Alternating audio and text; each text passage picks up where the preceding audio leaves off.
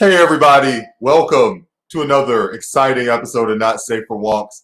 I gotta say, man, I am a little impressed and a little surprised that this is happening. As a host of the show, we always talk about wanting to spin this thing off and do our own solo hour.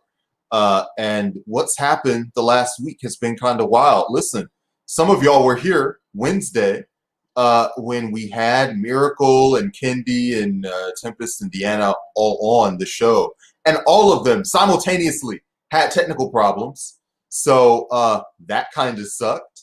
So we pushed things back and we made a couple of recordings. We're going to share those in 1 hour.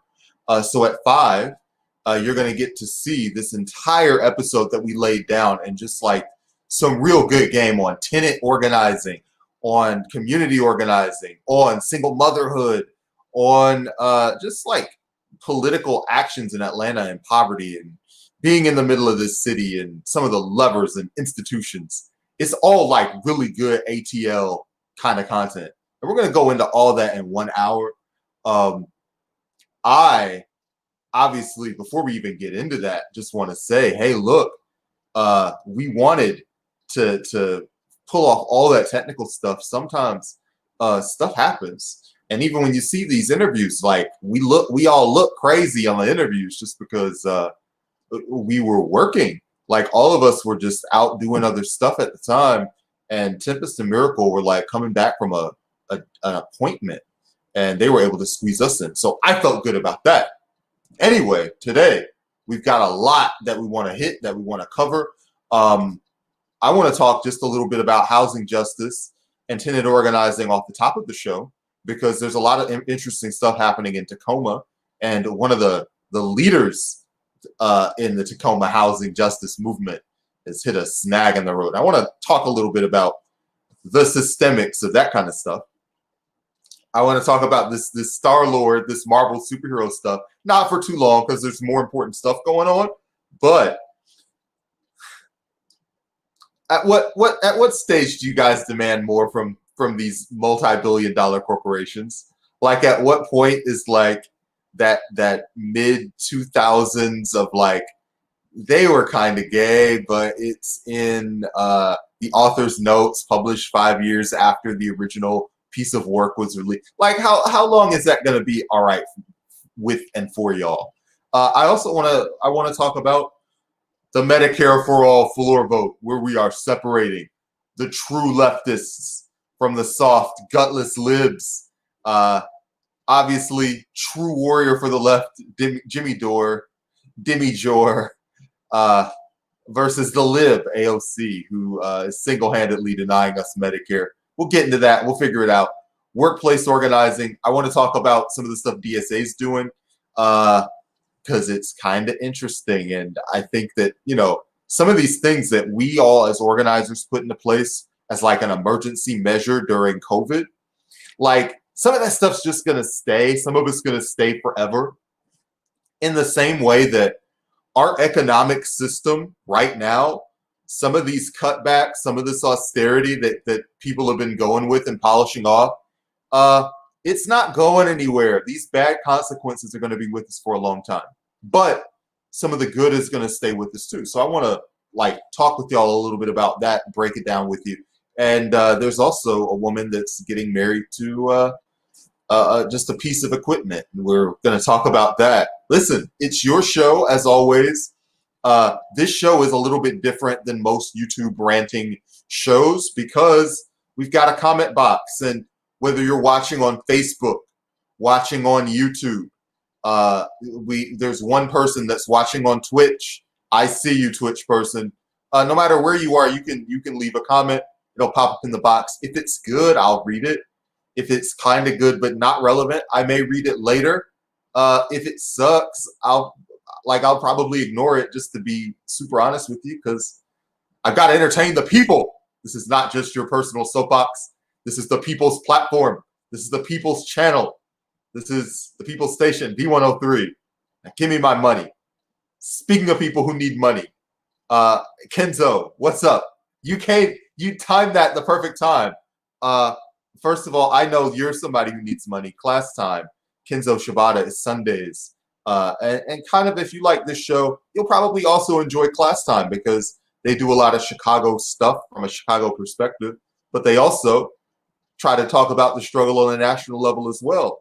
And it's also like a show where most of the people there don't have like a stick up their butts. Kenzo, just getting out of work. Kenzo is an educator. These are rough times for anybody to just stay up and stay alive. Just getting through another week, another month, it's often like a victory. Our friend Rebecca Parson, who's just a person who's made land-phobic threats in their past, was, as a congressional candidate, just like one of the leaders in terms of housing justice, and had just a national model for housing justice. And other platforms, like other DSA chapters or whatever, I know at least mine, like I read a bunch of stuff on Rebecca's platform as inspiration and ways to think about the housing struggle here in Atlanta. So we've done a couple interviews with Rebecca, and we've done an episode with her that was exclusively about housing because she knows so much about these issues, not just from like a theoretical standpoint, y'all, but like from a real world experience, both as doing international work and as well as just like direct action. And we're going to talk about like the stuff that Tacoma Housing Now campaign's doing. But what's important here is like she got evicted. She got an eviction notice today. And the thing that stands out for me, and like, look, there's a lot of us that are like dealing with housing insecurity. And by the way, for people who do not know this, housing insecurity is when your rent bill is more than like 30% of your income. That is like legally considered housing insecure. And that's the way most of us are living. If you catch a bad break next month, if your job, your boss just wakes up tomorrow and he's on one and you have to find a new job, then you're housing insecure because you don't know what's going to happen and where you're going to go. And the vicissitudes of life for Rebecca have just been a pain in her behind. It sucks because it's so often the people that are like giving the most to this kind of work and to these kind of causes that end up like being on the front lines of stuff like this, like so often. One of the things that she's been working on in Tacoma has been the Tacoma Housing Now project, which like among other things, they've been engaging in direct action in the city. And I know organizers in Atlanta who like the work that some of our housing organizations are doing, but they say, hey, I want to do stuff that's like more radical.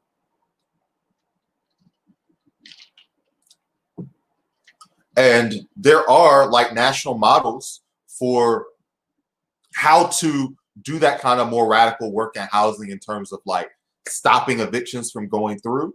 One of the benefits though is that like Fulton County has been relatively like good on evictions, like could be better, but like hasn't been like a national outrage that people have like, there's a whole bunch of popular support for like blowing the roof off the doors there.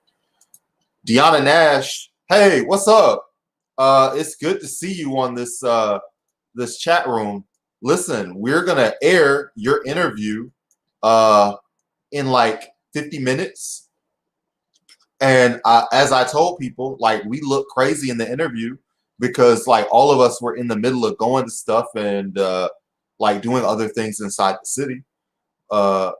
One of the things that Tacoma Housing Now has been working on doing has been getting a community land trust.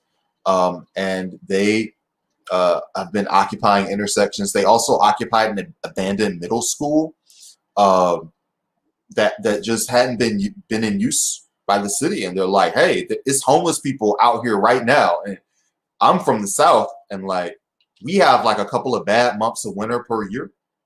But like if you think about Tacoma, Washington, it's crazy that people would be in that situation because it gets very cold up in Washington State.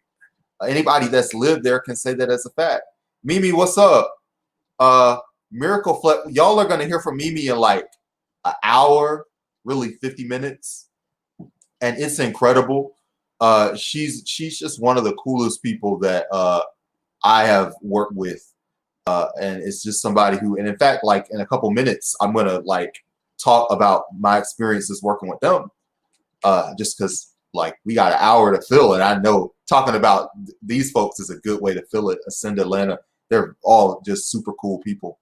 But listen, Tacoma, they are trying to create a permanent community-owned land trust, and put, over the course of years, put many of these properties that are owned by the city and are vacant already, to help this for the houseless population that's happening in their city. And Tacoma, being like a liberal city, is extremely anti-homeless. Houses people have all kinds of hostile architecture that's being put up there, spikes, so that if you are trying to like sleep somewhere, you can't stay there. And Atlanta is, by the way, starting to join these kind of innovations, unfortunately, of just being like a real crummy city for like if you are on the rocks in terms of your housing situation.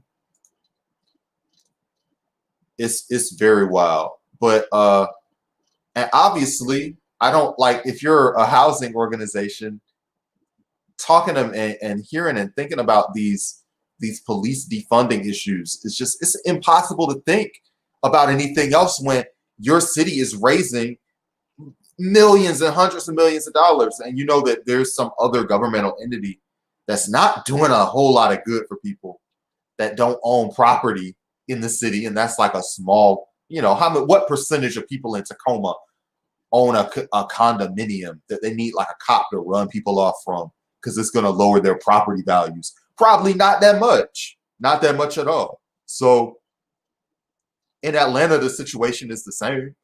Like these people that are profiting off this do not, don't represent the majority of the people, especially when you think of the number of human beings that are houseless, both in Tacoma and in Atlanta.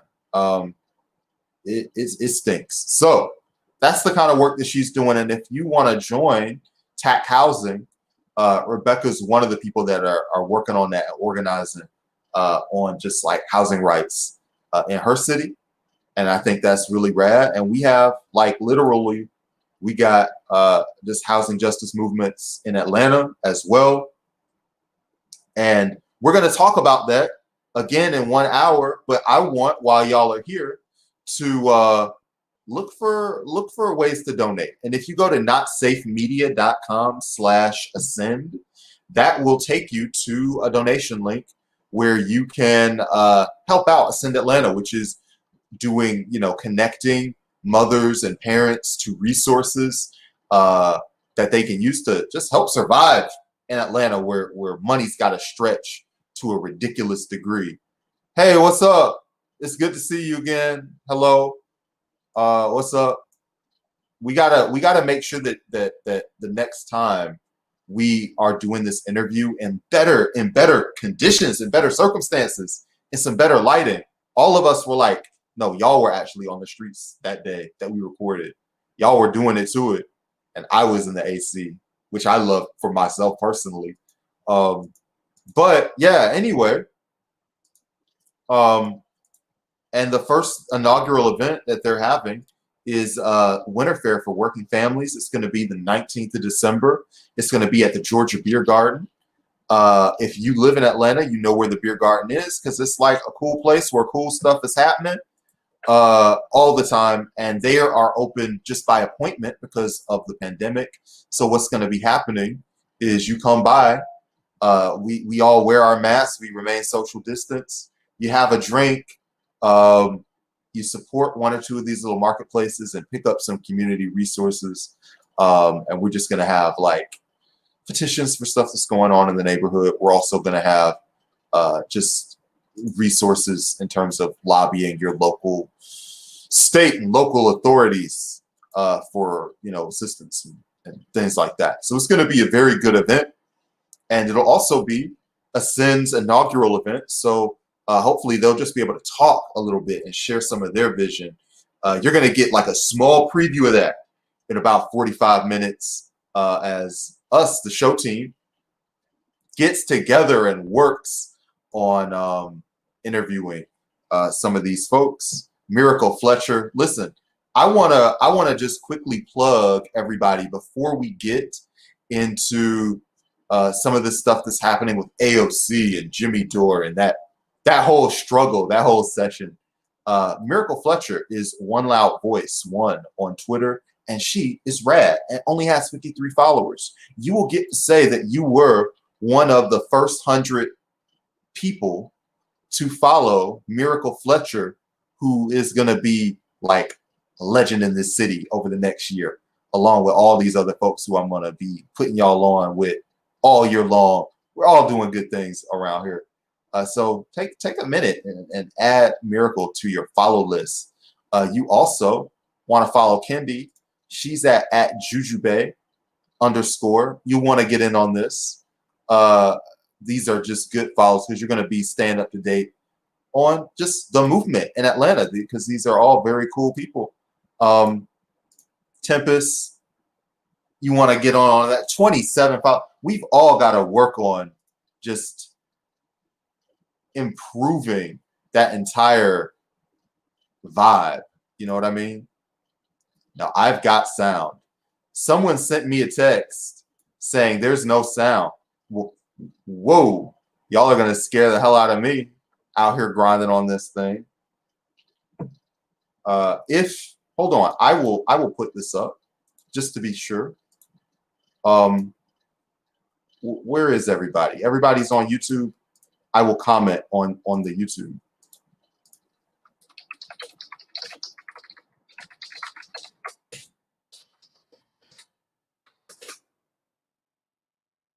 Yeah, if you're not hearing me talk, by all means, leave a comment. That'll be a very weird thing because it sure is. Okay, good. Don't be scaring me. I'm on here live. I'm having a panic attack. I'm like, what's happening? Follow Deanna as well. That's going to be an excellent follow. And she's just at 22 followers. We're gonna listen as we do this. Don't you worry. We're gonna be blowing things out, and this is a good place to get started as we go into the coming year in terms of the fight for both housing justice and just workplace rights and just issues in general that are important in town. No, it's fine. Listen, the time that we've spent together is definitely good enough to make up. I can take a little more panic. It's all good. Listen, we're gonna take a quick break. We're gonna take like a minute and chill, and then when we come back, we will talk about AOC. We will talk about Jimmy Dore. We will talk about Medicare for all and all that good stuff. And it's kind of interesting. So stay with us. We'll do it.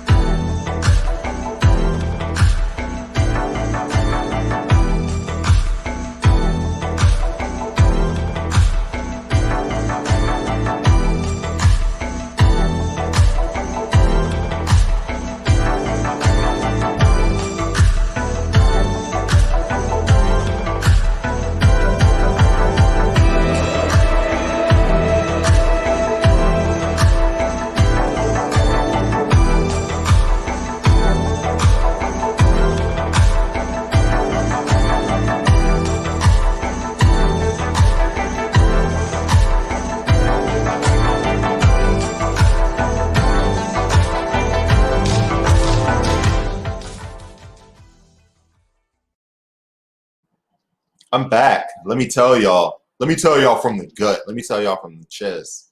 Matt Christman ain't shit. I can do a solo show. I can run this thing all by myself. I'm not having no existential crisis. Y'all don't see me begging for help. Kennedy, please come on. I need someone to riff with. Nah, I hold my own on this camera, on this microphone. Anyway, let's talk about AOC. basically we have not been able to cover any of this stuff that happened this um, week in terms of there being a big push from the progressive Twitter left to have a floor vote on Medicare for all. And I gotta say, it seems kind of pointless. Like, there's so much consciousness that needs to be raised. Like I saw a tweet and I wanted to pull it up and reference it directly. But if you follow Nick, Socialist MMA, he was like, listen, we deserve to at least know who's on whose side in terms of like who in Congress really supports giving people health care and who doesn't. Even if we don't win, we need to know like who can we run against, who can we run primary, who can we organize against, who will be the outlet for our collective rage, and who can we hold accountable in these next 2 years. So you're missing how voting works in the politics world, because anybody can support one of these bills at any time. Like when there was not an election season, Kamala Harris was supporting Medicare for all. Elizabeth Warren was supporting Medicare for all. Cory Booker was supporting Medicare for all. So, like the support for a bill to co-sponsor a bill like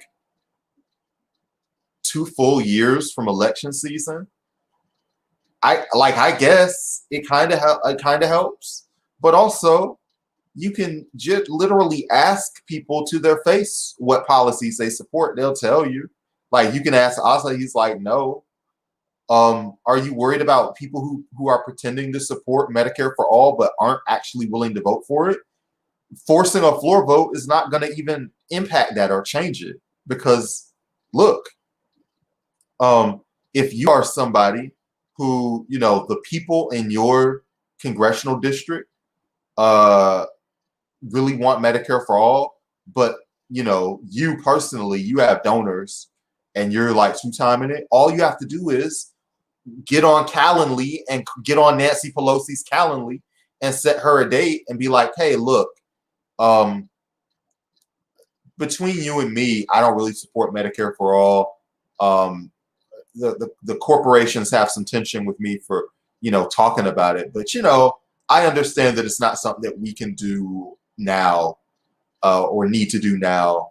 It can be something that's, you know, 8 years in the future. You know, whatever, Nancy. Whatever kind of nice thing they want to say. And Nancy will say, hey, man, listen, that a boy, I will allow you to vote for AOC's bill. Ta-da! And what happened to your plan? Because all these people that you are mad at and talking about, let's hold them accountable, it's gonna be a coordinated action. Y'all understand? Like the party is gonna coordinate behind what Pelosi wants. So if Biden has orders to Pelosi, hey, we don't want this thing to get to the Senate, or we want this, you know, we want this thing to go away, then we're gonna come up with whatever the margin of votes is gonna be. You understand? Like you being a constituency that will be mad at a representative has already been accounted for. So what we need, I think, more than a floor. And by the way, there's nothing wrong with the floor vote. Like, okay, it's fine to have one, because you know, floor votes are a tactic that are used when you have power in a situation, because you can embarrass somebody that, you know, is against the policy. But if the political operators don't support the policy either, that performative vote that is used for like being against, you know, the Save Babies Act is a totally different situation. Does that like kind of make sense to y'all? People can just lie on the vote. It's not permanent. But there are other things that can be done. And part of that is holding like the actual levers of power. So who runs the committees? You know, the chairman of the committee that oversees Medicare for All is Richard Neal, who, if y'all recall, y'all all worked to run against that dude, and his opponent, I believe, was named Alex Marsh, and had like an incredible smear campaign run against him because this guy named Richard Neal, who the average voter isn't going to have heard of, was somebody who was a huge barrier to bringing Medicare for All to a floor vote. The person behind him in line is a little bit more amenable to like a universal healthcare program and would be more likely to bring that to the floor. And there are lots of other things like that. Like there are petitions that you can use to actually like force a vote. You can also pass a bill asking Biden to expand Medicare. And maybe that's something that he'll actually do. But like, it's okay to force a floor vote. I don't want anybody to be like, you don't want the people to vote. But like, that's the puppet. Like, y'all need to be thinking about like the actual power and what's like really in that room, if that makes sense to y'all. And I know that conversation is one that's gonna just continue. In lighter news,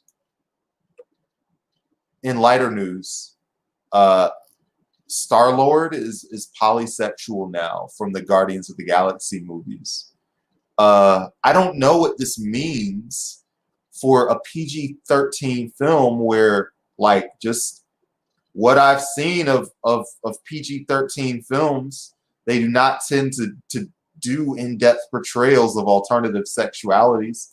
I don't think that Star-Lord is going to really be wrestling with their sexual preferences in Guardians of the Galaxy 3. I kind of doubt it'll be a relevant plot element.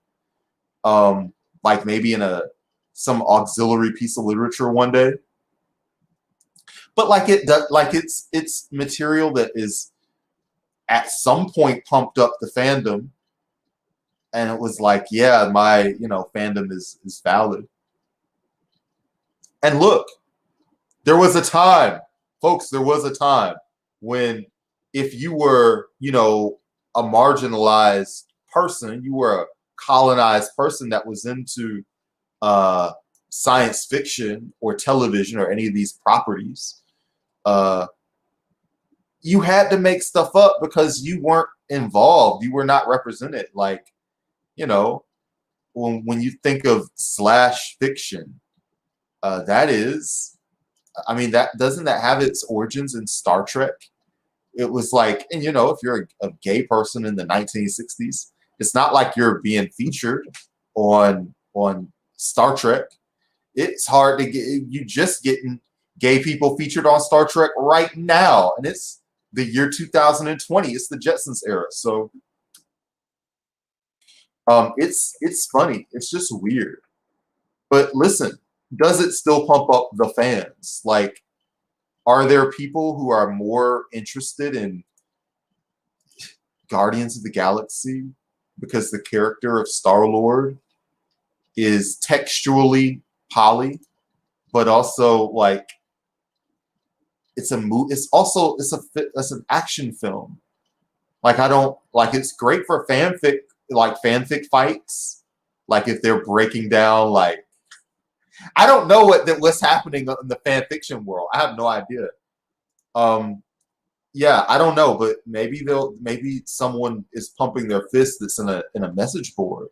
But I don't know, like, who's that help otherwise? So listen, I want to also talk about workplace organizing. This is a professional would have steered in some smoother segues. Maybe I could have left the superhero stuff for later. I could have gone from let's redo this. Skipping straight ahead from AOC's congressional organizing to something more practical. That works so much better if there's not, who sandwiched a Marvel movie in the middle of all that? Whose bright idea was that? Anyway, I do want to talk about workplace organizing. Before I do, notsafemedia.com/miracle if you're a Cash App user. Send some money to my friend Miracle Fletcher. We're starting an organization that's just going to be talking about housing and housing justice and poverty and connecting working mothers to community neighborhood resources. They're doing a pop-up shop that's also going to have some poly-ed as part of the event. It's going to be good. So winter event, and it's December 19th at Georgia Beer Garden. Listen, I want to talk about union organizing. What is this? What am I? Am I cool? I'm cool. I love being cool. Twitch, whenever you're from Twitch, I've got to double check those minutes. I want to talk about some practical organizing, which is,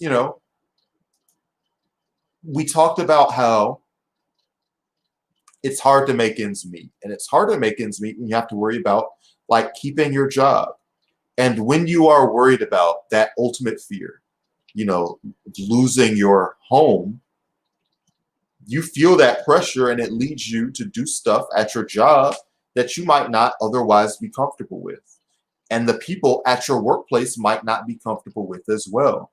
A lot of these people who are working at places like Family Dollar and CVS and all these places in town, like need stuff like PPE and are not getting like masks and gloves and got to pay for their own, or alternatively, they're, not getting it. They got to pay for it, or they're not getting it at all. This is not tubular. This is not good. So in order to kind of defend your rights, this is why people come together and they do their organizing collectively and take those kind of demands to their boss. And luckily, this tactic has been really successful across the country. 2020, despite it being like a really terrible year when it comes to just our human rights and our human safety, it has been like a good year for union organizing, just because like there's been less alternatives. Like teachers have been put in really sad and desperate and messed up situations. People working at grocery stores, airport workers have also been very hard hit, and sanitation workers. New Orleans had like a really massive sanitation action this year that was successful, and we're very glad that we all kind of played a small role in interviewing and talking about it and building awareness. Rachel talked about it in an earlier episode of this stream. But anyway, one of those volunteer organizing groups has been these guys, EWOC, and it's a joint venture from the Electrical Workers Union and from DSA. And what they've been doing is they've got volunteers who are helping local people organize and just like giving them resources, giving them training, like talking to them and walking them through both making contacts with people at their workplace and also leading them through the issues of like agitating, finding a list of demands, organizing. All this is real good. It's great. And it's a little like it's tough because it's COVID times and people are less likely to want to take a risk at their job. It's just that they have to, that there's an air of desperation and they don't have a choice when it comes to doing this stuff. So they're making forums and they're spreading it through social media, and you can reach out to these guys anonymously, and it's away from the watchful eye of your employer, and they do the phone calls, they do the Zoom calls. This article, by the way, is from wagingnonviolence.org. This was written just like a month ago.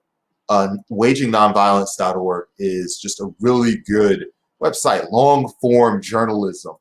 I always love when a media outlet gives you enough information that you can take 20 minutes, you can take 30 minutes and really read about an issue and learn more about it. I obviously had known about EWOC, but actually hearing some of these personal stories from the people who are working on it and working to make it a success is really just inspiring to me.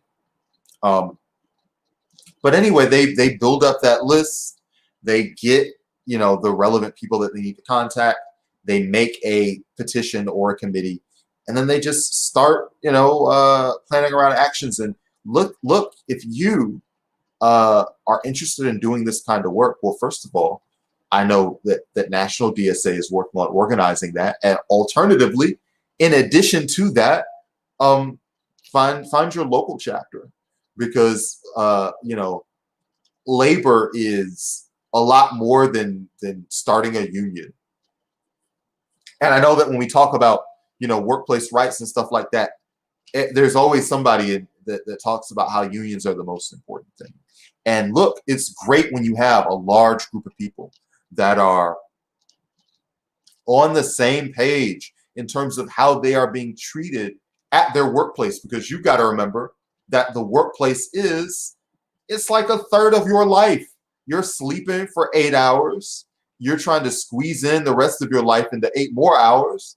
And then your workplace, where you are, earning money for somebody else, or the education system that you often don't have control over, is a third of your life. And if you're spending a third of that lifespan being abused, if you're spending a third of that lifespan being disrespected, if you're spending a third of that lifespan being harassed, that's no good for anybody. And it's not just unions.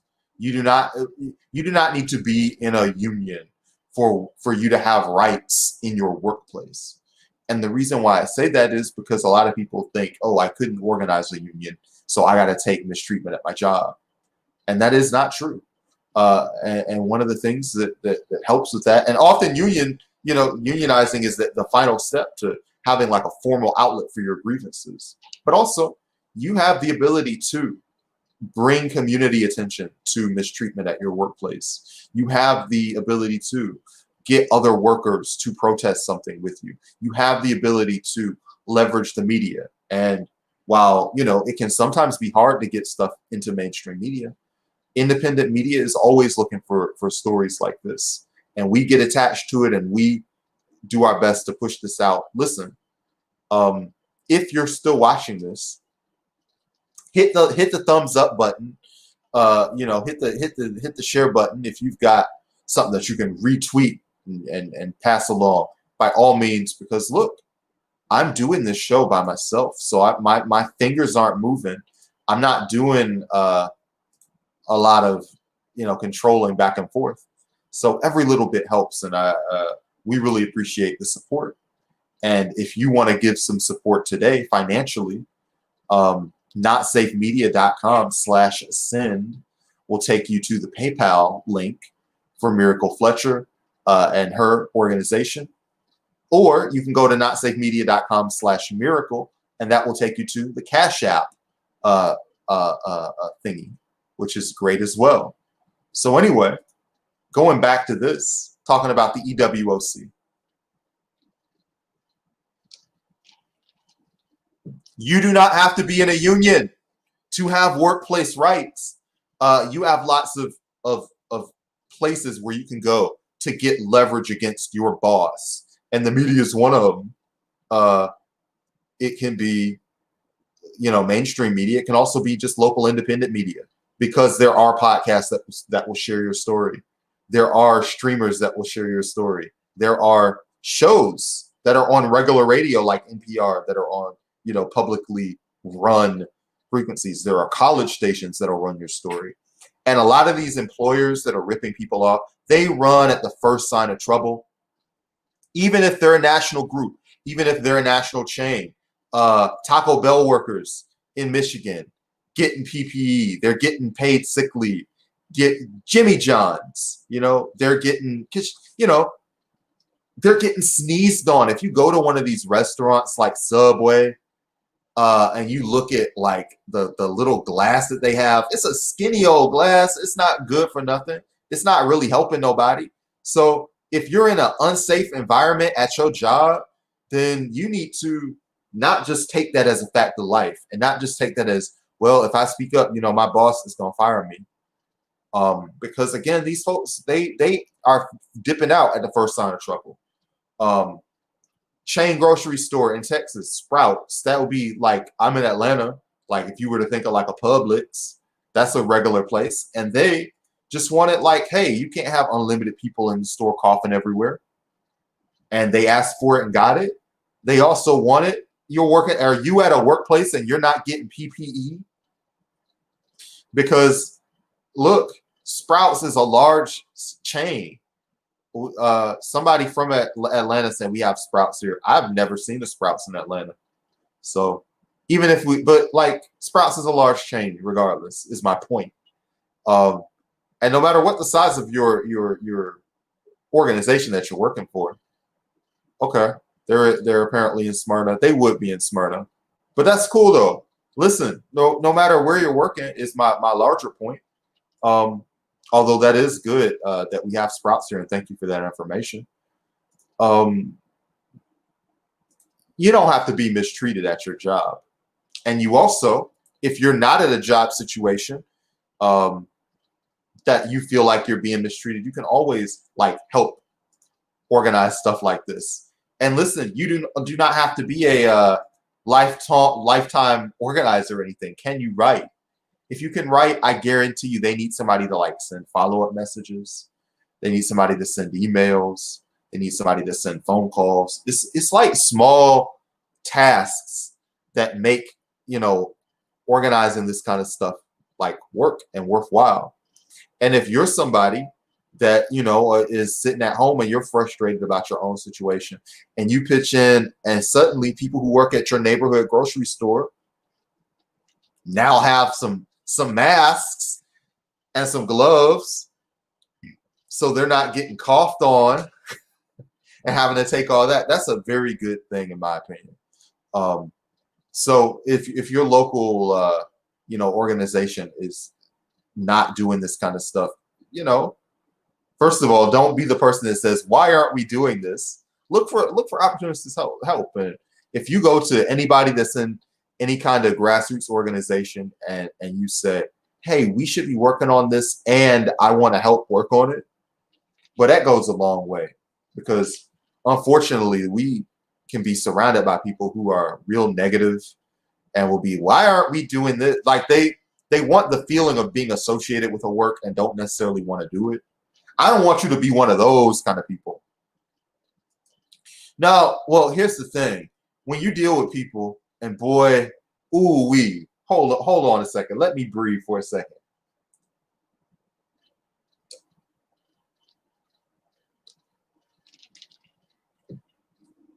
When we talk about people saying no in NGO world, C3, C4, PAC, whatever, that whole world of our civilization, it's not that they won't say no, because they won't say no, but they'll be like, oh, that's a good idea. I'll get back to you on that. Or they'll be like, oh, we need to take this to a committee. We need to take this to a subcommittee. Like when somebody is not interested in an idea, you know that they're not interested, because they always have like a line that is like meant to brush you off. But however, that being the case, also sometimes people brush you off because they have too much work to do. Like they are like, and if you are somebody that's tired and you are already doing like 4 things on your plate, and somebody, they can be as righteous as they want to be. They can be all in for the Lord. Why aren't we, getting coats and giving them to the homeless? But like, bro, I'm doing 3 things already. What is you doing?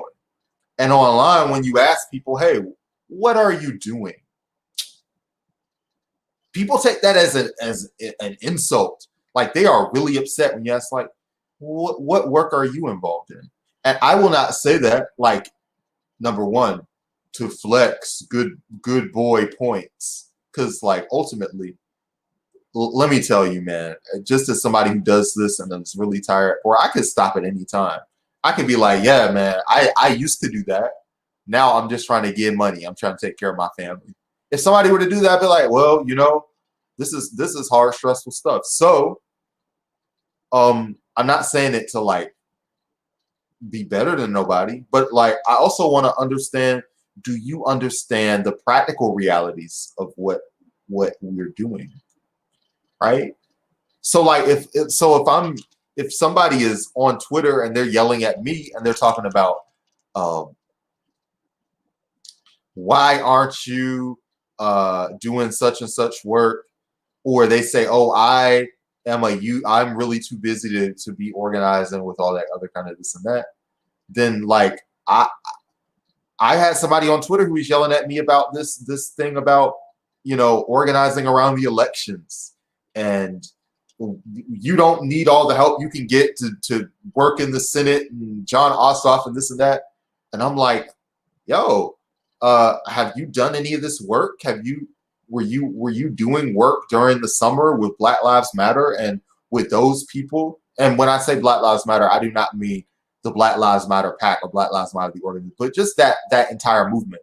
Do you think that if you were really out there working on it and you did things to build relationships, that those people will not call you on the phone when you're doing an event with like the Rittenhouse guy?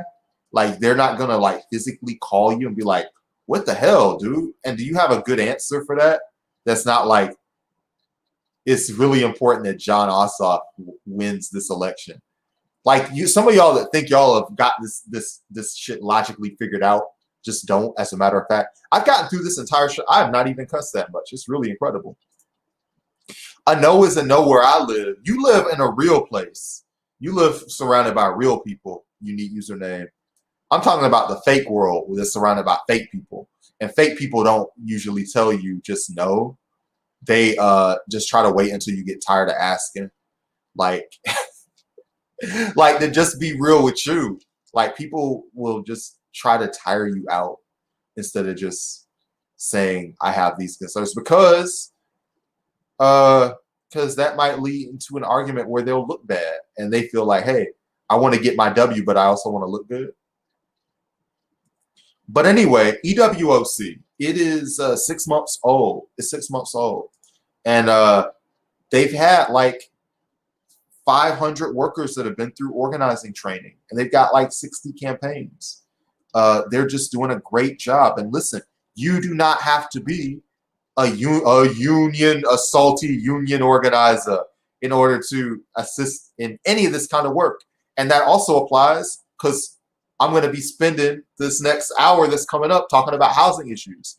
You do not have to be a tenant in order to help tenant organizers.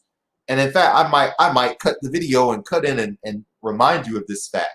You do not have to be a tenant organizer to help tenant organizers. Give some time, find some time in your day and make some phone calls and answer some phone calls. Do some media outreach. Do some database. Keeping the mailing list. Write an email. And all these things help keep people engaged and involved in like building that kind of movement and building that kind of work. So it's really a matter of, what are we doing? What are we spending our time in? Are we spending our time tweeting at AOC and telling her to like force a vote on something? Like that's, again, before people get in the oh no, I want the vote in Medicare. Like that's all okay. But like there's also real stuff that's happening, like people are trying to get like masks and gloves at their job. And that's something that you could actually help deliver to them right now. And unfortunately, like the determinations of where our political system is going to go, like in terms of like who these politicians are, they beat somebody that had your ideology to even get in. So they're not going to be listed, like they're not going to be listening to you that much. PPE for the homeless, word up. And this is one of the things that my DSA chapter's been doing. They've been on a drive, and they've been taking gloves and masks, and in addition to the regular winter stuff that people need. But yeah, for the homeless, PPE is also important, because PPE don't grow on trees. It really does not. Listen, I want to take another break. We're going to be going to Miracle and doing this interview in a few minutes, but when I come back, because I'm rocking this thing solo. Hercules, Hercules, Hercules.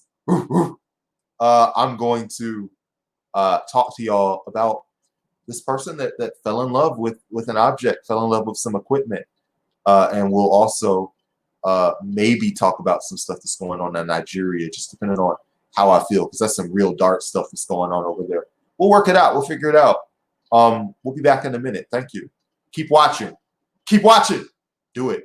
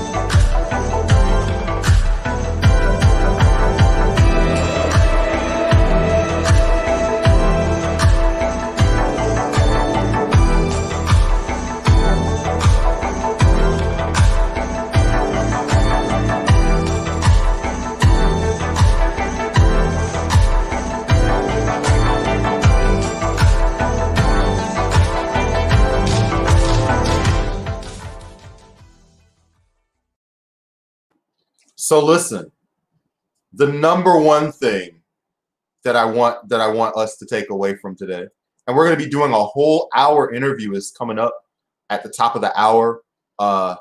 Winter Fair, 19th of December, Georgia Beer Garden.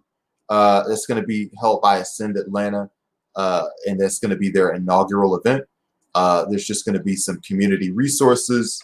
There's going to be a community marketplace. It's completely cooperative. Of just some working people in the city that have got their own little side businesses. You can buy like some nice soap. You can buy like a shirt, that kind of stuff. And it'll also be a good place to talk about housing issues and poverty and all this good stuff, this grassroots stuff that's important to talk about. Listen, we're doing it. We've gone all the way.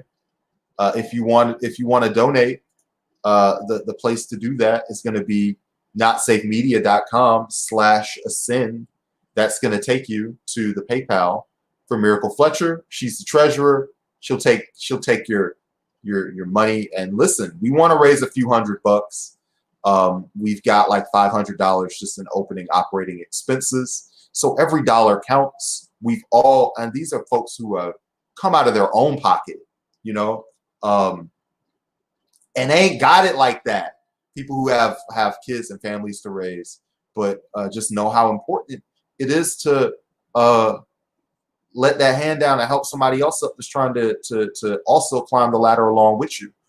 And when we started the show, we were talking about Rebecca Parson and just some of the work that she's been doing with Tacoma Housing now. And it sucks that she's going to be in court fighting her own eviction battle. And unfortunately, it's people who like have the most to lose that are putting themselves the most at risk. And it's crazy that it goes like that. You can also, if you want to, donate on Cash App, you can go to notsafemedia.com/miracle, and that will take you to Cash App. So both of those are very cool, and they are ways to get running and get rolling. Listen, I want to talk about this woman who is in love with a briefcase. She says the briefcase is her mentor, and it's my hope that it's like fun, like it's like for clout. But reportedly, this woman Rain Gordon from Moscow says she's just had a attraction to inanimate objects, and that eventually this became romantic, and she married a briefcase. I don't know whether she named the briefcase Gideon or whether like Gideon's mama named it that, but she met Gideon in a hardware store, and she's just always believed in Toy Story, the objects come to life, and so she saw that briefcase and she was like, this briefcase has a truly beautiful soul, and she's fallen in love also with places, and she didn't tell anybody because people will think that she's an oddball. but she found the courage, and she's been kissing, she's been hugging with the briefcase, and she didn't think, she thought this was just going to be a physical thing, but it turns out that there was more than that to it. Gideon's more than a partner. He's a husband.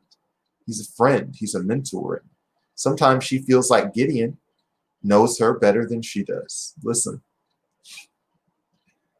here's the thing. Every dollar counts for these donations. Yeah, and I'm going to be, if you know me personally, I'm going to be calling you this week and asking you for money. But if you don't know me personally, now is a good, consider this the money call. Mimi Fletcher. Yeah, notsafemedia.com/send is going to be the place to go. I want to just talk about this woman who's living, first of all, she's not hurting nobody, right? It's strange, obviously, but as long as her husband isn't, she gets mad at somebody and she throws a briefcase, like, my husband just had to defend me, just combative, boom. As long as that's not happening, let her live, I guess. I don't know if she can legally be married to a briefcase. That seems like a problem. But obviously, like, the briefcase is aware of the biological incompatibilities, and hopefully the briefcase, like, is an understanding partner. Hopefully the briefcase is like, look, I know people are going to think you're weird for loving me, though I have a soul, but I'm not, a talking object.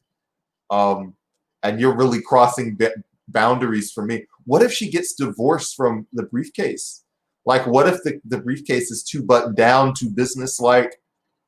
And, she's been willing to walk on the wild side for that relationship, right? Like, she's turned away. And that briefcase, look, I looked at it, and that briefcase looked like it was very businesslike. That briefcase is a Capricorn. That's all I'm trying to say.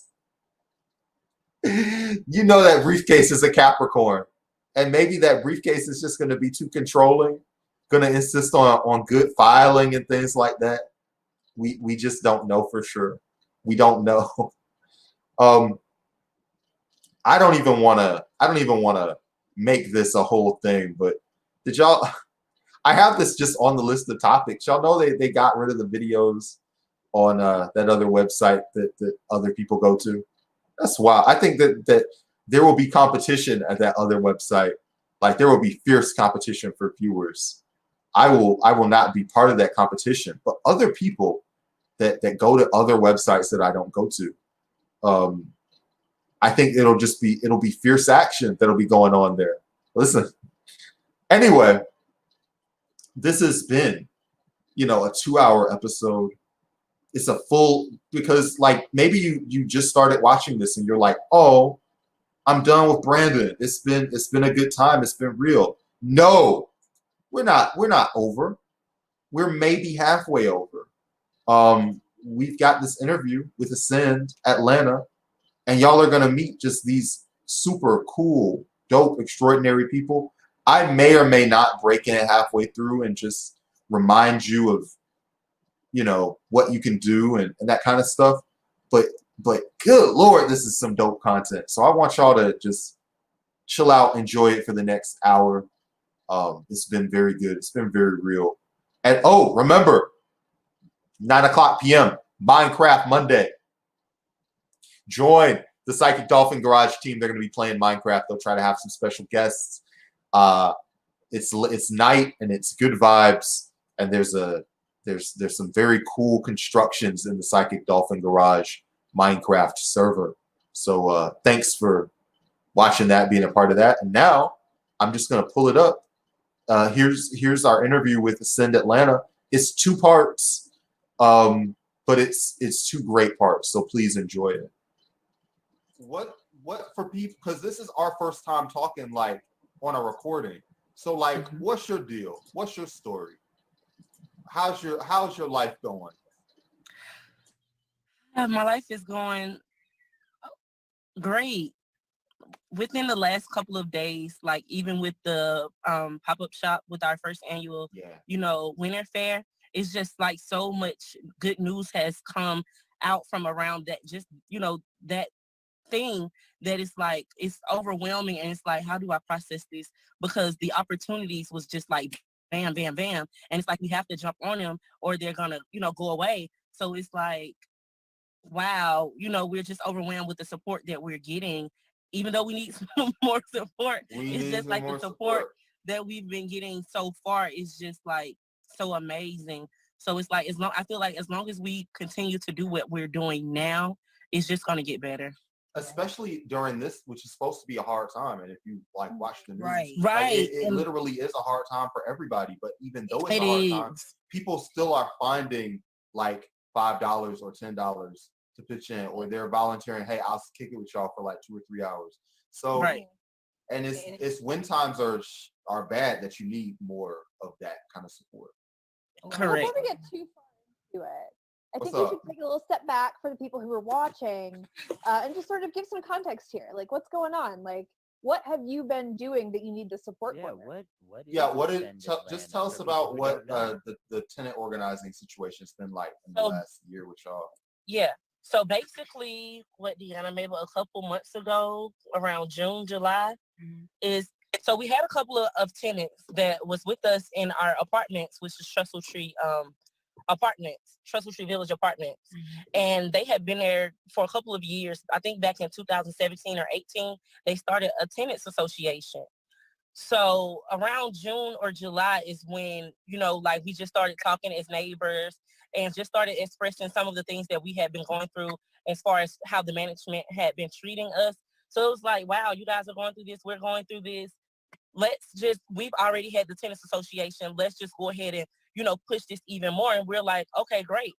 So with doing that, within just these last couple of months, myself, Deanna, Miracle, and Kendi, the ones who's not on here right now, but we just decided that the platform that we had gained from just doing the Trestle Trees Tenants Association and the support that we were getting, we was like, wow, we can use this platform to do something even broader to try to, help the community that's around us, because it's not just about us, it's about the community that surrounds us, because we're all one, Right. So we wanted to basically begin an organization that highlights affordable housing and equal rights for low-income families, health, affordable health care, even education that's in the community, because a lot of our kids are getting submitted into programs like the IEP and the 504 plan, where it's like it kind of limits can y'all tell people what education. What IEP is?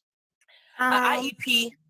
Hey, Miracle, what's up? Hi guys. Right. Oh wow, Miracle. Okay, so I'm glad you jumped in right now. Could you please, because she has been a teacher for years and she's worked with kids. So could you please explain to them what an IEP is and how it basically is limiting our kids with their education and them not being able to get education at their, at the full capacity that they can.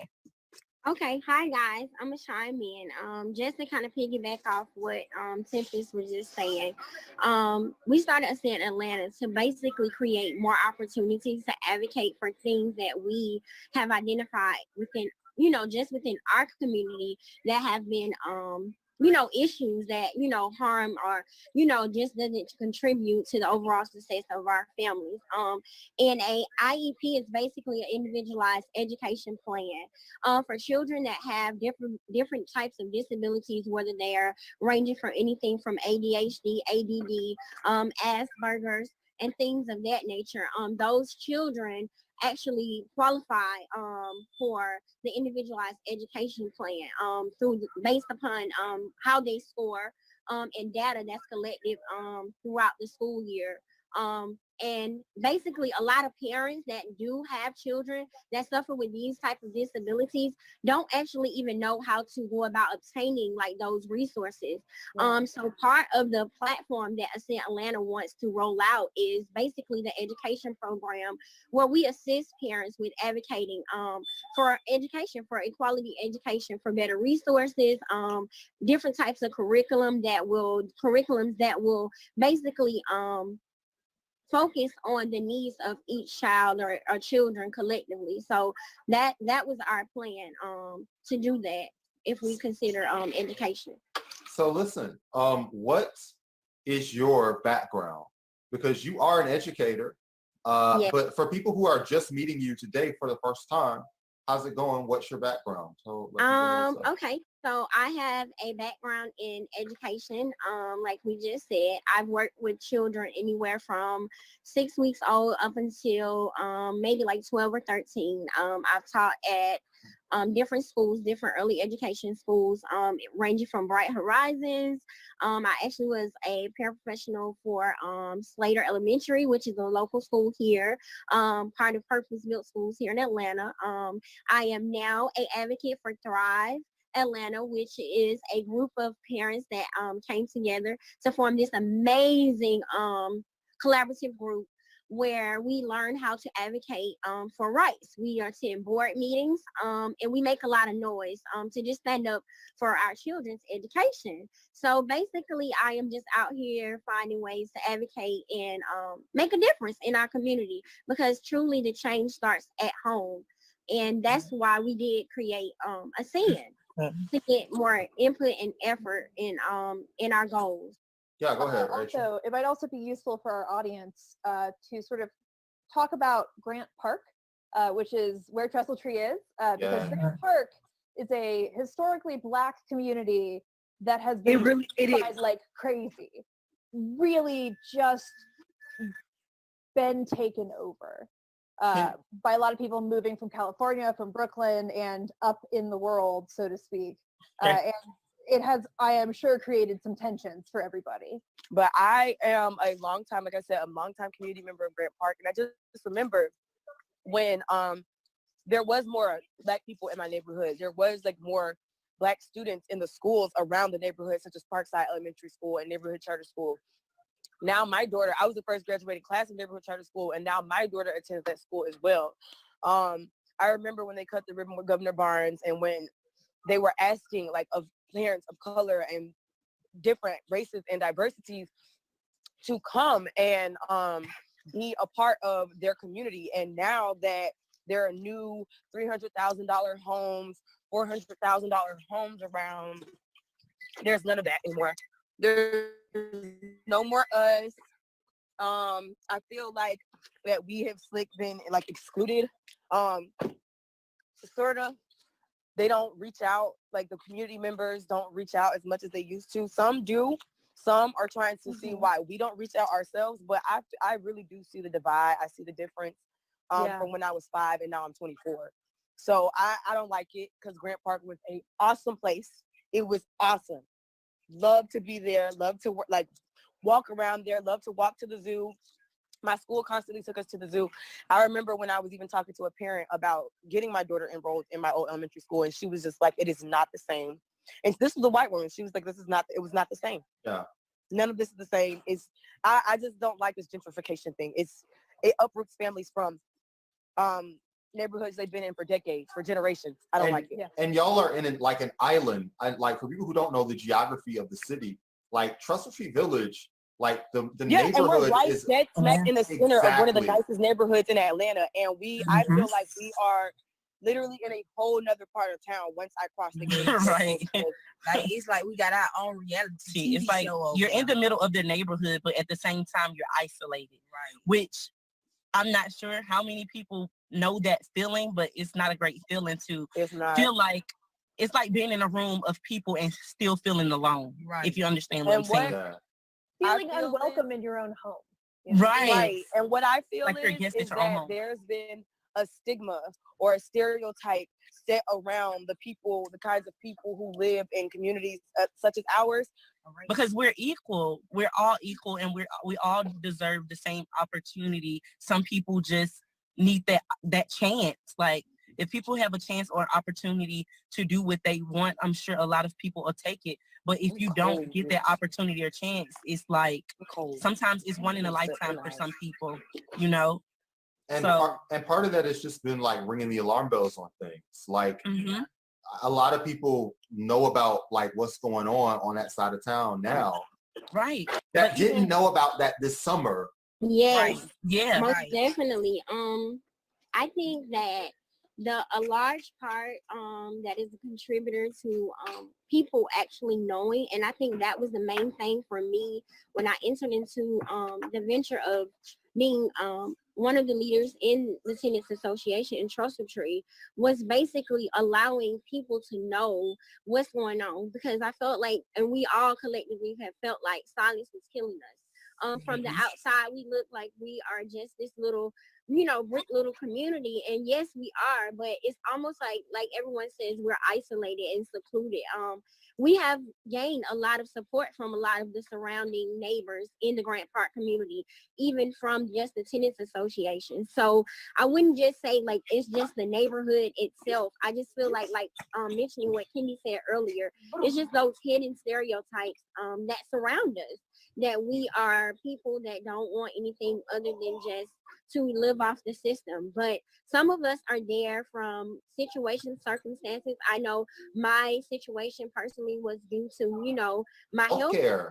Yeah. Yeah, my health issues that made me actually eligible for the affordable housing program. But even in that, I received a lot of, just a lot of negative stereotypes for that. And we felt like collectively, as young African American women of color, single mothers, that we needed a representation that was just, specifically geared towards us. Listen, can you talk about because healthcare is like a big issue across this state, and and like the stuff that you went through in terms of healthcare system, like, is unconscionable. It sucks. Actually, that's what I am a recovering cancer patient from a rare form of cancer. Less than 1% of people have it. It is called clear cell adenocarcinoma. I actually had to have surgery where they remove half of the right side of my heart palate, all the teeth and gums from here back. So I have what you call a prosthesis that's called a obturator. I use this to eat, speak, and drink. Without it, those functions, I just can't do it. So I am a Medicaid recipient because due to me having low income, I qualify for Medicaid, but Medicaid does not cover this obturator that I have. And without it, like I stated, my living functions, everyday functions, are very limited. So healthcare is something that is very near and dear to my heart, being that I went misdiagnosed for over a year and a half, going to several different doctors, because no one would actually charge Medicaid or see me to actually do a biopsy for my oral cancer that I had. And actually, I went to Grady. So advocating and reaching out to lawmakers, our politicians, holding them accountable for the things that they say that they will do is very, very important. And I think ASEAN wants to tap into that to be able to provide people with different resources for different healthcare issues. Deanna, have y'all been following the U.S. Senate election and this Warnock and Loeffler stuff? Have y'all been seeing those commercials? Oh yeah, I've been seeing the commercials, but I haven't been following it on Twitter. I've been seeing the commercials though. How are you? Aren't those like the weirdest commercials you've ever seen? Yeah, it's like a whole lot of shade. I ain't with the shade. You gotta throw shade to make yourself look good. You ain't gotta do all that. Honestly, the anti-Warnock ads make Warnock seem so much cooler than he actually is. Yeah. Right. It did. It really did. I'm looking at the TV and I'm just like, really? Like, right. I just felt I really, in all honesty, my first impression was they are so petty. Right. Like, I felt like it was just really like petty. And I felt like the things that they were, the exploitations that they were, or the representation that they were sending out, they weren't like enough to make me feel like, oh my God, they are horrible for office. Right. I felt like the commercials came from a very petty, like, we really didn't have much to say, so let me just throw this out there, you know what I mean, just to keep up, because that's just what we do for election time. So overall, I just feel like we need those seats. We actually need everybody to get out early, vote. We need everybody to vote. As you can see, one vote, our votes collectively, they do matter because Matter, guess what? We hadn't been blue since '92, so it was a rewarding feeling for us to just have that, Yes. you know, that feeling or that victory. And shout out to Stacey Abram. Like I am just like amazed. She is very inspirational. In where we are right now. So I'm just grateful. I'm grateful. Yeah. Listen. There've been some Go ahead. impressive. There has been some really impressive work all across Georgia for the last like 10 straight years of people really actively doing voter registration, Right. and it has paid off, which is You great. couldn't throw a rock around here. At the time Right. of this recording, 70,000 people have already requested a mail-in ballot for primary. Yeah, which is incredible amounts of turnout. Like it is really, that is a lot for a runoff election. And Warnock is polling ahead of Loeffler, which is like if you grew up in Georgia, like any Democrat polling ahead of a Republican, and he's ahead by like 4 points, like a statistically significant, like. Guess what he's doing, Brandon? He's ascending. That's what he's doing. Oh God! Hey, listen. Right. He's ascending. How about Go ahead. I wanted to touch on something, Miracle, you said a while ago, which was like the lack of visibility. It really feels to me like those of us on the younger end of the spectrum are kind of having to fight a cultural battle. And I'd love to get y'all's thoughts on this, where like it feels like the older generations, like our parents and stuff, did not talk about poverty, like did not talk about their circumstances at all. And so now a lot of times when people are trying to talk about the situations that they live in, the things that are going on, like, you know, and what poverty actually looks like, especially like in this pandemic and shit, that like people are like acting like you're telling these alien stories, but it's like these are the stories that everybody has. Right. So, how do you think we break through that barrier? I think the only reason that is because we were kind of conditioned to be strong. Right. You get what I'm saying? Yeah. I feel like we was conditioned to, because it was a saying in the Black family growing up, what happens in my house stays in my house. You know what I'm saying? So I feel like growing up, the things that we was presented with kind of conditioned us to have to be strong, because it was like for you to reach out for some kind of help, it was deemed weak, or it was deemed it was like you would get outcasted for it because the community wanted to look a certain way. Right. You know what I'm saying? And it was to the point to where if you tell somebody you're gonna get taken, defects gonna take you. Don't tell what's been going on in my house. And that's why I decided to raise my children a little different and be more open with them about what's going on in the world, their history, etc. Their rights. Yeah. All that. Yeah. We have such a shame culture around wealth or poverty, or like really all of it, right? Like it's very shame oriented and designed, I think, to keep people from talking to each other, right? Because the truth is there shouldn't be any shame in the having a certain kind of house. I mean, kind of housing or a certain kind of economic background. Like every single one of us is a human being. Right. The problem is, go ahead, Miracle. I think I am 37, so I'm an 80s baby, so I grew up in the 90s. So in the 90s, times were a lot different from how they are now. So I think by me being in my 30s, I'm considered, you know, like on the older end of the spectrum in comparison to Tempest.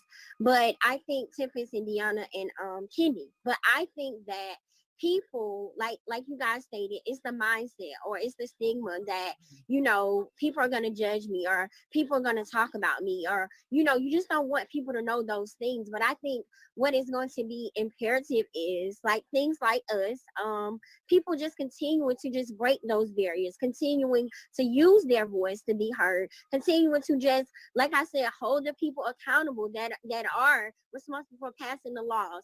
And it's coming down to educating ourselves on our rights to be able to fight or to be able to advocate. So I think pushing that platform and us continuing to teach our younger generations, especially like our teens, because they're in that gray area. You know, we're like middle school to high school is that gray area where it's almost kind of like hit or miss. So it's like if we become what our personality is during those years, but in a big way.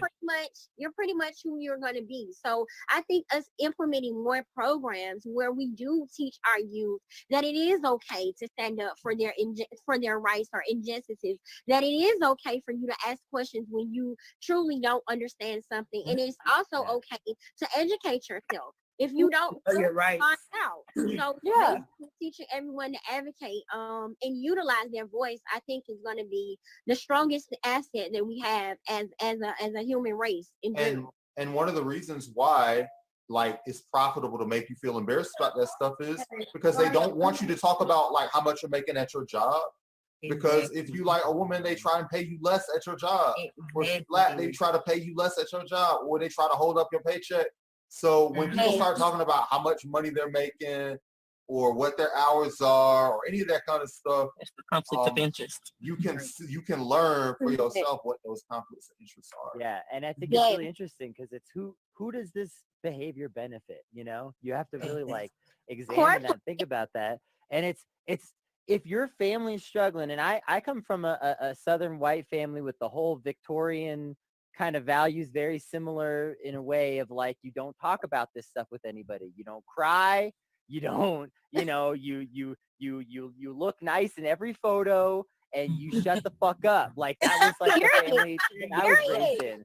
And like, who does that benefit? If your family is struggling, no one. Your family's not benefiting from you not telling people that you need help. Right.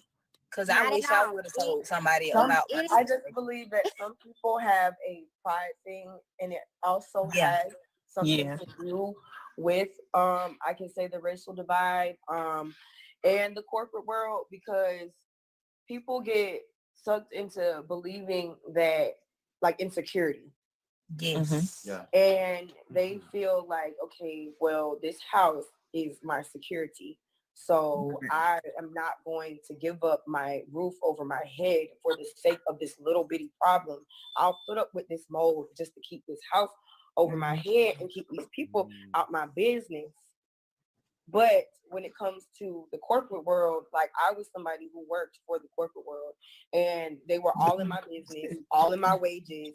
And I was telling them, like, listen, I don't think that you understand how bad I don't want to pay for this poverty, this amount of rent for this poverty. You guys are only supposed to be charging me 30% of my income. You're charging me well more than that for mold. The filter that's changed once a year.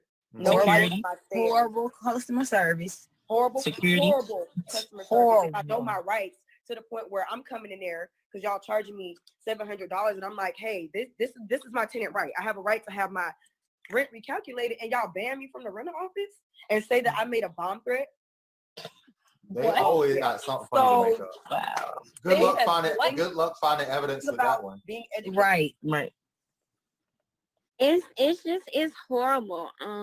Just how people have just conditioned themselves to just be comfortable with the bare minimum, you know, the crumbs, you know what I mean? And then if we just not even talk about race, it's not even about black, it's not about white, it is just about humanity. Like a lot of that corporate America is like people that, you know, have the ability to make changes or have the resources to make a difference, how they go about, you know, just turning a deaf ear, or we're going to just look the other way and just imagine, you know, that we live in a perfect world where people aren't living under the bridges in shanty towns and tents where, you know, you might just go down the street and you might see a mom on the corner with her baby in a stroller because she doesn't have anywhere to stay because the shelters are full and she can't afford a hotel, or, you know, just different types of scenarios that everyday people see and everyday people experience. The silence of it all, and just people continuing to turn away from it. No, let's bring attention to it. Like, let's stop living in this endless repetitive cycle of poverty. You know, like when is enough enough? You know, Absolutely. Well, and you know, one of the things y'all have been talking about is using your voice to make yourself seen. And I wanted to mention a study that I think is really important for understanding how and why people act the way they do towards this. In this study, they found that the parts of the brain that light up when we look at a picture of a person don't when we're looking at people who are unhoused. Wow. We literally do not see them as people unless we actively decide to. Like, we have to actively go and interact with these people as people. And so there's this entire class for whom they are not seeing people at all. Let me steer it this way. Rachel, one of the things whenever we are talking to people about what should we be doing as people who are trying to secure a better future, and you always say tenant organizing. So what with you and Miracle here and Tempest here, Miracle, like how do you start in tenant organizing? Basically, you go around and you talk to your neighbors. That would be my first thing, because that's kind of like how the tenants association started back up. Like I said, like Tempest said earlier, they started the organization in 2018, but it kind of like fell off, where, you know, it wasn't enough neighbors participation because a lot of people live in fear, intimidation, don't want to lose their house. So they're afraid to speak out. So we kind of was just bouncing off each other ideas, talking and complaining about the things that, you know, we were going through. So we just kind of like, you know what, let's just get together and we're going to do something about it. Like, we basically went and reached out to resources like organizations like Housing Justice League, the Home Defenders Program, Parkside Equity Coalition, and they actually pointed us in a direction to actually officially start our meetings. So we were meeting like every week. We did Zoom meetings where we surveyed the community. We canvassed, passed out flyers, let our, like, basically show visibility within our own community, to get other neighbors involved, other tenants involved. So through that process, we basically organized from the ground up. We were able to attend different workshops. I attended a workshop and sat on it to find out information on how to reach and contact HUD. We just basically started using our resources, using our voices, sharing our stories with people, not being afraid to speak out. That is the biggest thing, using your voice and basically partnership with your other neighbors, reaching out to other community organizations to partner with them for support. But that's basically what that entails. And just being consistent. When you were reaching out to your neighbors, all of them, I assume, did not agree with what you was doing and didn't want to go with you. What was that like? We've dealt with a lot of resistance. We've dealt with a lot of interference from our leasing management team, which other tenants and other properties may have or may not even ever experience that problem. But having a leasing management team that is actually collaborating and trying to form a competing residence council with you actually throws a lot of monkey wrenches in your plan. But I go back to consistency, us remaining consistent, us making sure our demands that we came up with were clear and precise. And we haven't given up or stopped even canvassing, even with those neighbors that kind of be like, is the management team going to be out there? Because if they are, I'm not coming. But people, I respect that. So us keeping empathy and us having compassion with one another, to know that, maybe Miss Kate not going to come to this meeting this time. I'm not going to be too pushy, but I'm always going to let her know that, we are here to offer support. And even when the tenants don't attend every meeting, when they reach out to us and they say, hey, how do we send a maintenance request? Or, hey, my rent, I had a problem with my rent. Us just being open and available has made a lot of difference in our success. Say, Miracle, if you could just elaborate, like how he was saying, some of the neighbors, how they would like turn away, or like you would say, how it's hard to get that support. But if you could just speak on how even through those crises and different things like that we just recently was informed that throughout of all of the barriers and obstacles that we had to go through, we've recently got a response from HUD. So Are you for real? Yes. I didn't know that so I till just want to today. let people know that at first, with building a tenants association, it may seem rocky. You may not get the support that you're looking for. It may seem as though you're the only one that's fighting, but if you just continue to push forward and know that you're pushed through and know that, know that just by you using your voice and stepping out there on faith, that you would eventually get the results that you're looking for. Sometimes it's just you going out and putting in that extra work and saying, even though I may not get this support right now, somebody is going to hear me. Somebody's going to see me, and they're going to, they're not going to have a choice but to say, you know what, this girl or this person has like really been out here. Let me just take a second and listen to what they have to say. And you only need that one person to give you that opportunity. Yes. And you're gonna get everything that you need. That's what Miracle did for me. That's how I came in the tenants association. Okay, so I kind of see where you're going with Tempest, but so to piggyback off of what Tempest was saying, just to give you guys a broader picture of what it looks like. Our first rally, our tenant protest rally, we planned it, and like everybody was on board. Like we were gonna get out there, we were gonna make a difference. We were piped up. And the day of, we had a situation that it was an emergency situation where most of the people that were actually going to attend the tenants were unable to attend. So, nevertheless, it was a rainy day at that.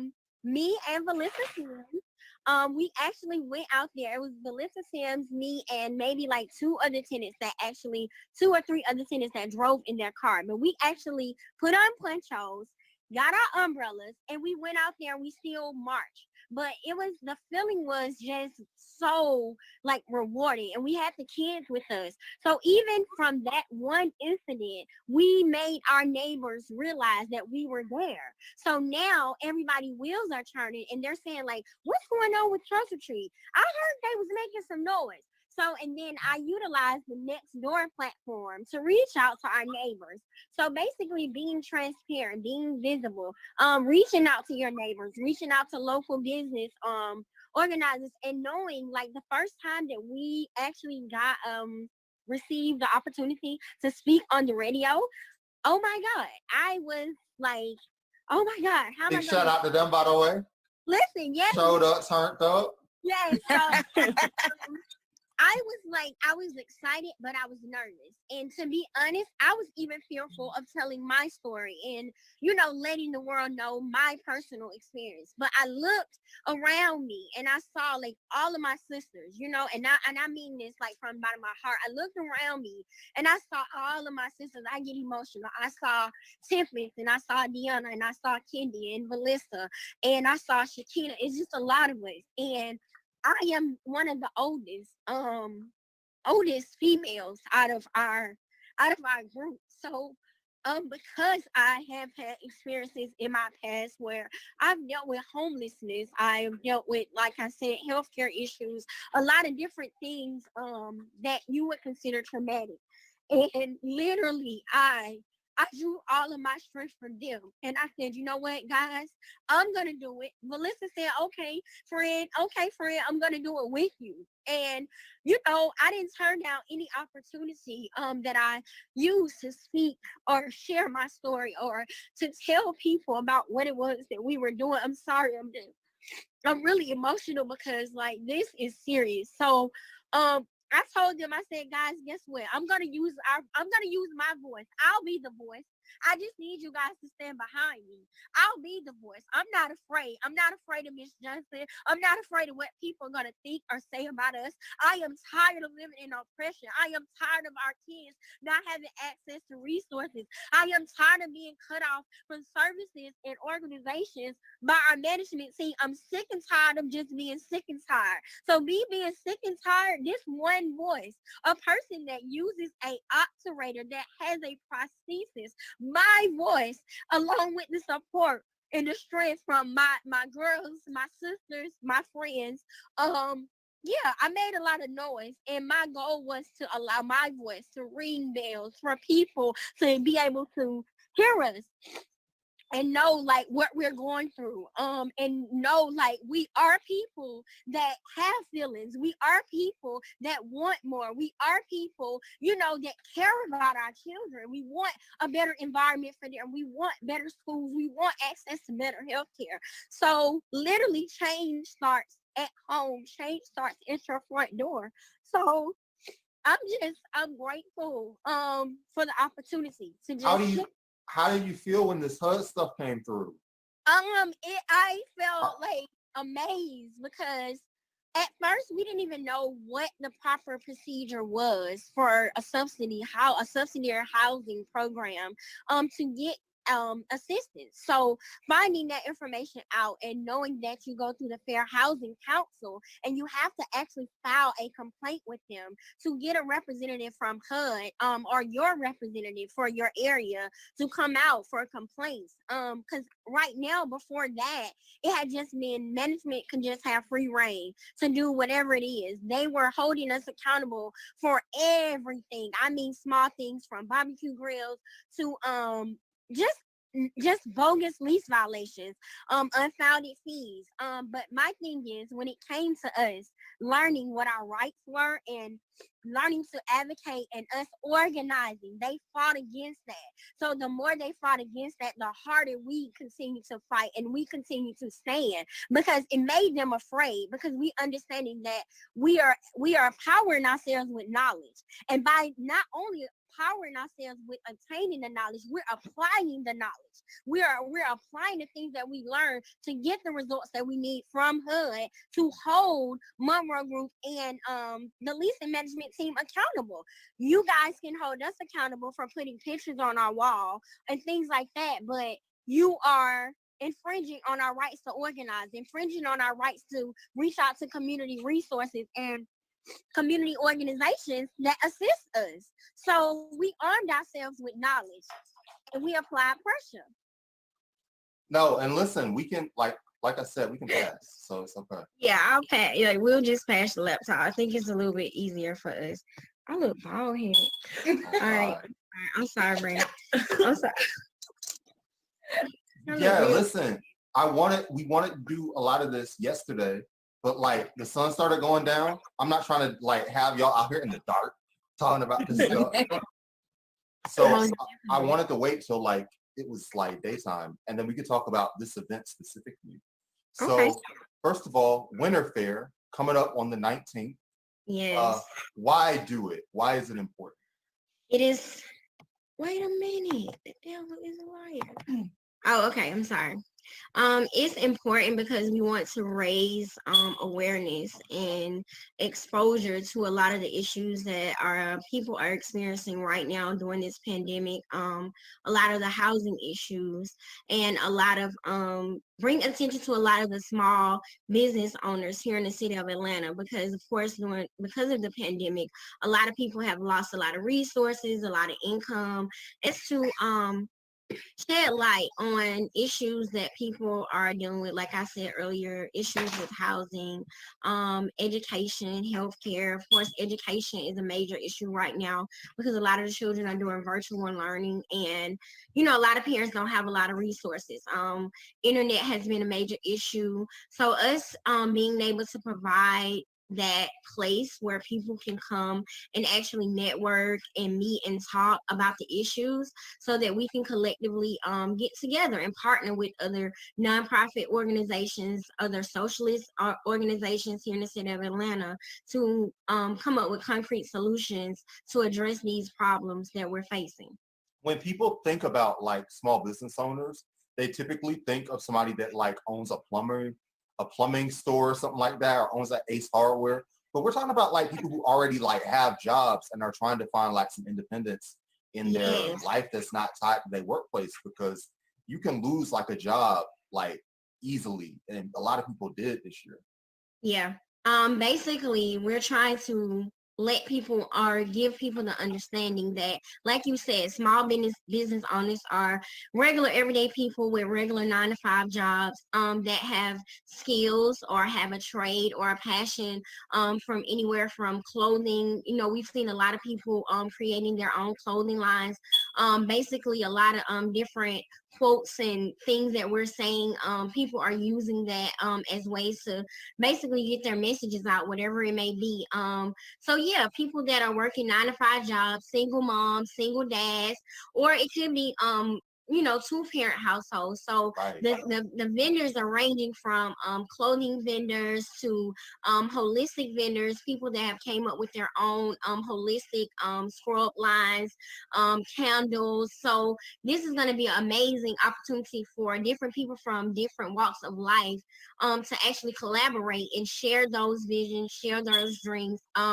We also have someone coming that is going to do financial planning, offer people credit repair resources and that type of thing, lead them to places where if they're looking to get small business loans, and how would they go about becoming LLC or incorporated, like those type of skills. And that kind of information, like that a lot of people take for granted.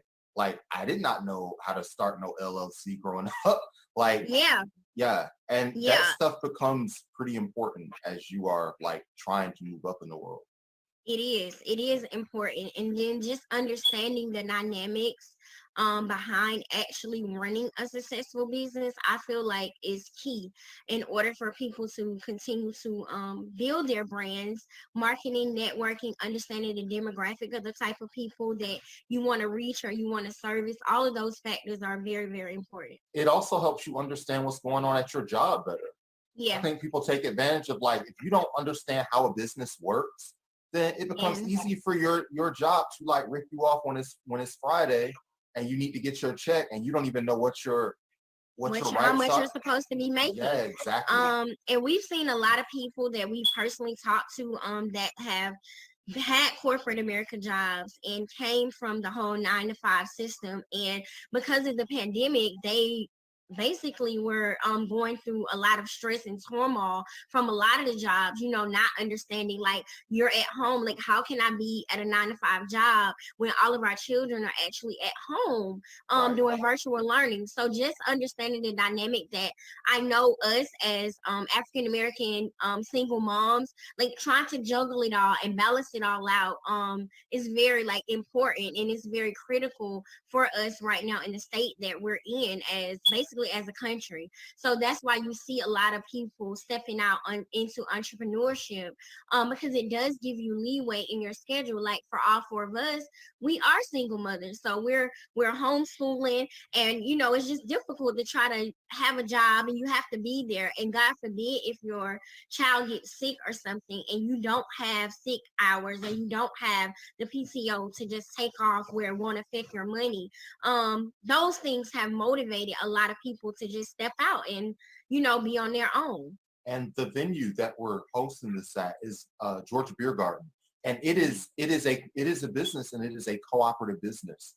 Like the waiters, the people that bring the food, the people that make the food, all have a stake in the business, so that it's not like they're just working to get somebody else rich, but they also have like a share and an investment and a concern about what's going on at that place. Yeah. Well, Kendi, yeah. I used to pass by Joystick all the time.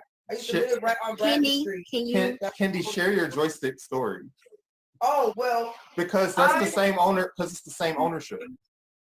Really? Yeah, the owner of Beer Garden. We could have easily done this at Joystick if y'all had really insisted on it. Oh, really? Yeah. I just like Joystick because I remember I think I stopped by there a couple years back. It was like 2016. I actually bought some pins from them because I used to wear this little purse that had pins on it. Oh, and yeah, I just like all the little quirky little things that they have in there. I like their game room. I like their setup, but Georgia Beer Garden is also awesome too because I like the outside setting. But Edgewood Avenue I'm very familiar with. Like I said, I used to stay right on Bradley, across the street from Dad's garage. It was awesome. I like it. One of the reasons why I think we ended up going with Beer Garden was because like it's an outside venue. Oh yeah. I just learned that today. So that is awesome. I like that. Yeah, like so that as we have like there's a little inside area, but as we got like the virus and stuff, you want, I think, for the airflow, for most of like, even if we're just talking, for it to be a little outside so the wind can kind of carry some stuff around. So right. Yeah. Right. That's awesome. Yeah. So listen, Kendi, can you hand it to Miracle for a second? Because I want to ask her something. Because she told me yesterday that she had this entire thing for the donations, for Donation World. Yeah, I'm going to go ahead and pass it over on to Miracle so she can just further explain it some more. Okay. Hi, Brandon. I'm What's back. up? Basically, we're requesting help because, as you know, Ascend Atlanta is basically our organization that we're starting from the ground up. We don't have any official funding right now, so everything we're doing is based on in-kind donations and donations from the outside. But the vision is for us to implement workshops throughout the city of Atlanta, where we go to different community housing programs, whether it's subsidized or non-subsidized housing, where we host workshops, like I stated earlier, where we teach tenants how to educate and advocate for their rights.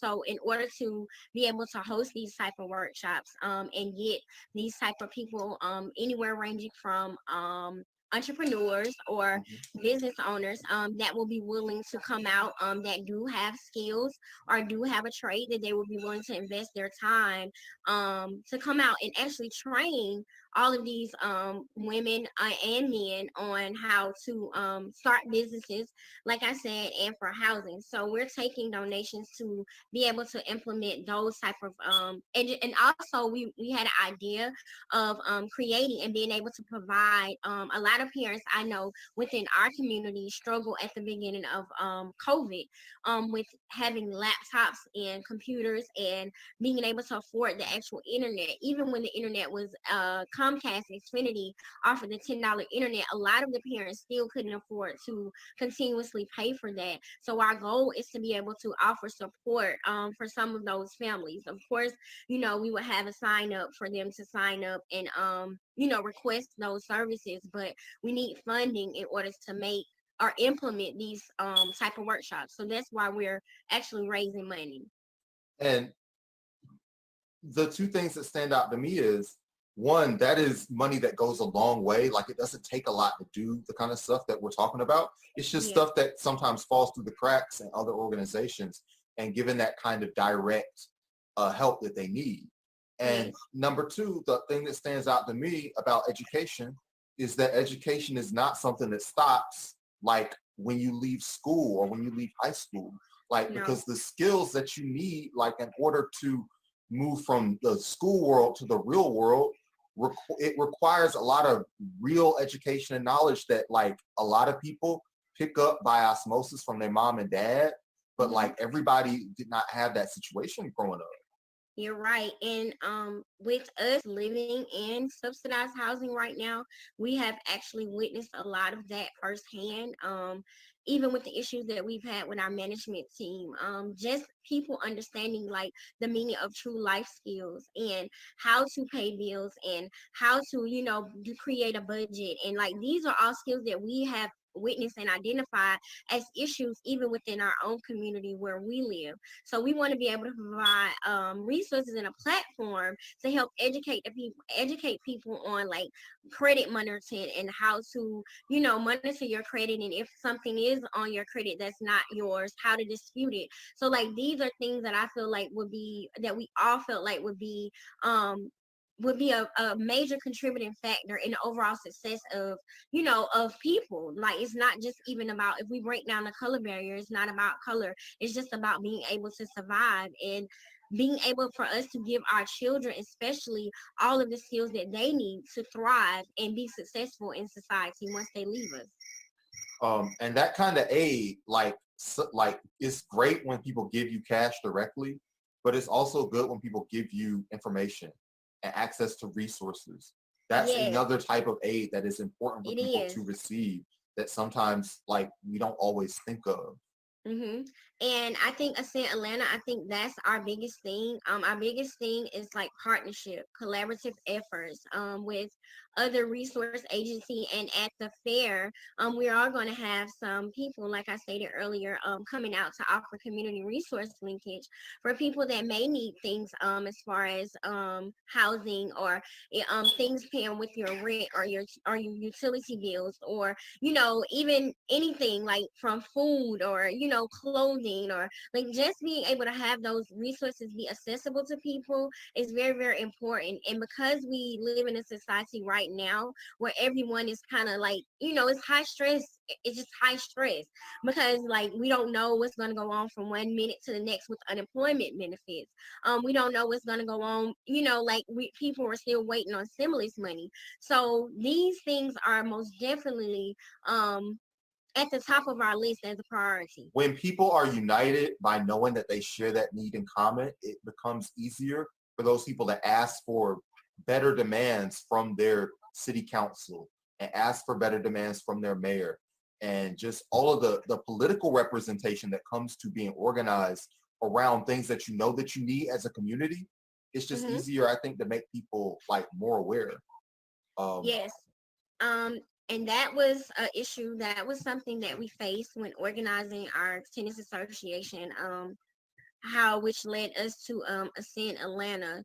Just noticing and seeing that people do not even know, like we can attend the city council meetings and attend the town hall meetings and go and advocate and basically hold our politicians accountable for all of these promises that they're making for the better of our communities here in the city of Atlanta, especially. And we have this major runoff election right now in our state with Warnock and Ossoff. So I feel like the more knowledge that we have, the more we can apply, the knowledge to make a difference.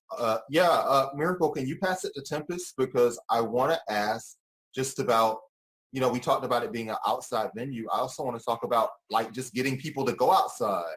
Yeah. All right. So I'm going to pass it to Tempest now so she can share with you guys. Okay.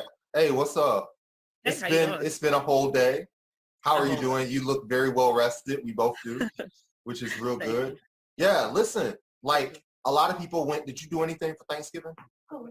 I actually had my first Friendsgiving this Thanksgiving, where me and a couple of my friends got together and we basically just cooked dinner together and we shared that time together. Real talk. Like I was talking about this with one of my friends. Like you really appreciate Thanksgiving more when you spend it with your friends, because you grow up going to those events with your family and like it's people that you don't see all year.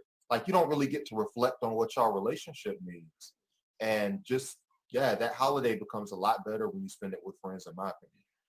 It does feel a lot better because it takes away the stigma of Thanksgiving having to always be with your friends. With your family, I'm sorry. Yeah. Because a lot of us, just thinking about the pandemic itself, we wasn't fortunate enough to spend a lot of time with family, because a lot of times with the pandemic, you would have to be alone. Most people would have to quarantine and stuff like that, or they would just chill with the friends that they would normally be around because of COVID. So I think this pandemic has really changed the narrative for a lot of situations as far as the holidays and how we spend them and how we create memories and things of that sort. So like you was talking about the venue and having it be outside and having to have our guests and our even just the vendors come outside. I feel like the pandemic itself, COVID, we have to social distance. We have to stay safe, because even though us everyday people are trying to create businesses where it's flexible to our everyday schedule with kids, even the virtual schooling and things of that nature, I feel as though we have to be safe. We just have to. So being outside. And we're going to be well under city regulations, like for other stuff that's going on. So we're all, because a lot of us are in situations where, if it's like you and your family, you can't afford to go a man down like just this month because you got too much other stuff to do. So, exactly. Especially if you're in the same household. One person gets sick, it's like, well, everybody's sick now. What I'm saying? So. And these donations, in addition to putting on the event, are also going to help y'all from a virtual standpoint in terms of building out a nice little website, and sending people email messages and making sure that that everybody who signs up to like classes and stuff are able to be in touch and all this good stuff that's important to do, obviously. Yeah, because with, like we said, the pandemic going on, COVID going on, we want to try to we want to be successful. So what we're doing is basically, it's not going to be like your normal, come to a pop-up shop or come to the store. You go to the mall and you buy these goods. It's to the point where now business is being handled virtually, and that's on the internet. So these donations would help us with starting the foundation for our website, creating an email so that people who would, for the people who would need help to be able to email us for that assistance, so that it stays confidential. And if you and in addition to that, do you know what vendors need to do if they're watching this and need to join on and get on board? Vendors, if we have vendors that's interested in coming up and participating in the winter fair, we would love for them to DM us at _Mocha or Jujubee. We got everybody's DM is on screen, so they know how to get to y'all. Right. And it's super easy for people just to do. DM us, email us. Like I said, email us. We're easy here. to do. Yeah, we all live here. We all live in town. Yeah. So what else are we missing? Food. The food situation is I believe you order from Beer Garden. Yeah. And they've got a bar. With the vendor situation, we wanted to welcome, like she said, like Miracle had said earlier, we wanted to welcome anybody that had any venture, whether it was clothing, food, candles, sugar scrubs, purses, anything that you would have, available to sell. We wanted to do that, but we also, I just forgot what I was saying. We also didn't want to have food because we also didn't want to have food vendors because we have food provided there from the Beer Garden themselves. We don't want to step on anyone's toes, of course, because this is a venture where we're trying to network, we're trying to come together, we're trying to unify. And I've held like numerous events, and I know the folks at Beer Garden, and Kendi was hyped when I told her I knew the owner at Joystick. But and when we all go down there and set up for the first time, you'll find that the folks at Beer Garden, they're very cool. And it's gonna be. This is exciting.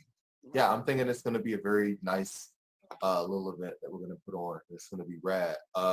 And people that want, they can click the little button right here at the bottom of the screen, and it will take them to one for PayPal, one for Cash App, and whichever one you want to use, and it'll go like straight to their work.